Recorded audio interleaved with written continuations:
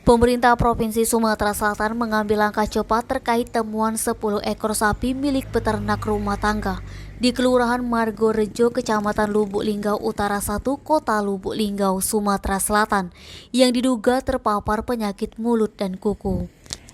Kepala Dinas Ketahanan Pangan dan Peternakan Sumsel, Rezuan Effendi, mengaku telah mengeluarkan surat edaran ke seluruh kabupaten kota untuk terus mengawasi lalu lintas hewan ternak dari luar daerah.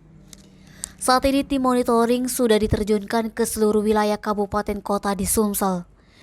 Tim monitoring terjun langsung sejak mendapat kabar ditemukan sapi di Kota Lubuk Linggau yang diduga terpapar penyakit mulut dan kuku. Salah satunya ke Lubuk Linggau karena di sana merupakan perlintasan dari beberapa kabupaten kota dan provinsi. Tujuannya untuk mengambil sampel apakah memang ada, meskipun memang terdeteksi nanti akan dikirim dulu ke laboratorium.